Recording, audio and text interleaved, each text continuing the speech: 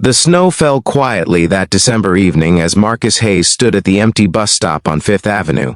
His worn leather jacket did little against the biting wind, but he'd grown used to hardship over the past year. At 42, he'd lost his job as a warehouse supervisor when the company downsized. His wife Sarah had stood by him through it all while he took odd jobs to keep their small apartment. Now he was heading home from another grueling shift at the loading dock. That's when he saw her. A woman sat shivering on the cold metal bench, her expensive dress and heels completely wrong for the weather. She looked to be in her late 50s, blonde hair dampened by snow, arms wrapped tightly around herself. Her mascara had run slightly, and her bare shoulders trembled violently. Marcus hesitated only a moment before walking over. "Ma'am, are you all right?" She looked up with startled blue eyes, as if she'd forgotten other people existed. "I'm fine," she said through chattering teeth, but her voice cracked. Marcus didn't think twice. He shrugged off his jacket and draped it over her shoulders. "Please, you'll freeze out here." She stared at him in disbelief. "But you'll be cold." "I've got a sweater on, and I'm used to it," he lied, already feeling the wind cut through his thin flannel shirt. "You look like you've had a rough night." Her eyes welled up and she pulled his jacket tighter. "You have no idea." Marcus sat down beside her, keeping a respectful distance. "Sometimes talking to a stranger helps," she laughed bitterly. "My husband of 32 years served me divorce papers today, at our anniversary dinner." The words tumbled out between shaky breaths, said he'd found someone younger, someone who understood him better.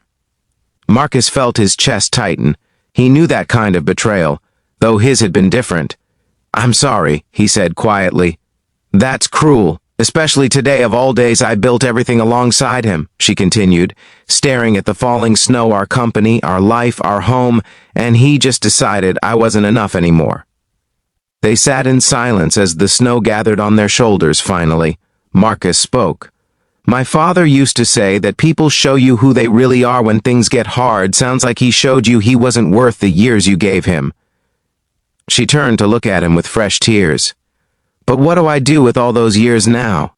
"You carry the good parts forward and leave the rest behind." Marcus said. "You start again. Even when it feels impossible." The bus arrived with a hiss of air brakes. Marcus stood and offered his hand to help her up. "Keep the jacket," he said. "Get yourself somewhere warm, but how will you? Don't worry about me." He smiled. "Just promise you'll take care of yourself." She clutched the jacket and nodded, something shifting in her expression. "What's your name?" "Marcus Hayes." "Thank you, Marcus Hayes," she said softly. "I'm Victoria Sterling." The bus driver honked impatiently. Marcus climbed aboard and took a seat by the window as the bus pulled away.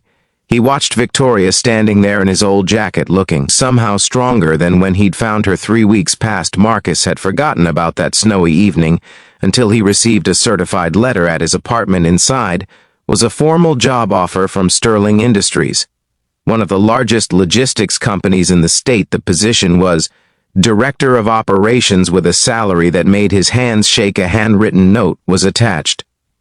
"Dear Marcus, you gave me warmth when I had none, and wisdom when I needed it most that night.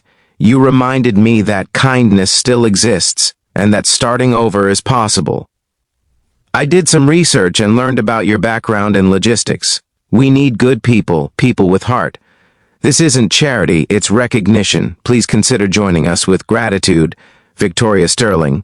CEO Marcus sat down heavily on his couch, reading the letter 3 times. Sarah came out of the bedroom, saw his face, and rushed over.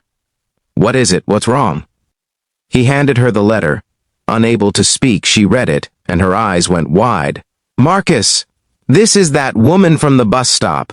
She's offering you a dream job." "I just gave her my jacket," he whispered. "I didn't do it for this." "I know," Sarah said, taking his hand. "That's exactly why she's offering it." Marcus started at Sterling Industries the following month. Victoria became not just his boss, but his mentor and friend.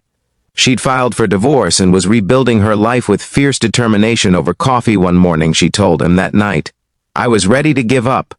I felt invisible, replaceable, worthless, but you saw me as a person who needed help. Nothing more, nothing less. You didn't know who I was or what I could do for you.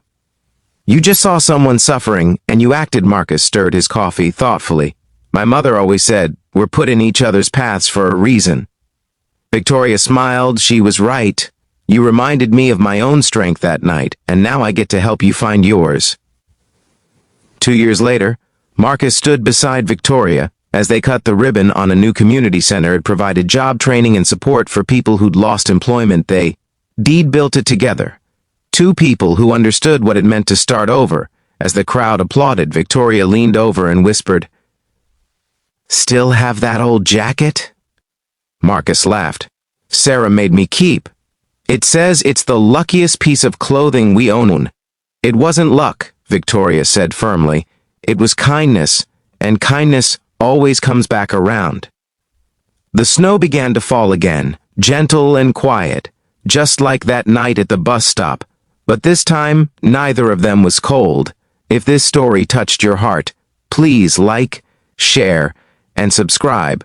For more stories about unexpected kindness and second chances, leave a comment telling us about a time when a small act of generosity changed everything. We'd love to hear your story.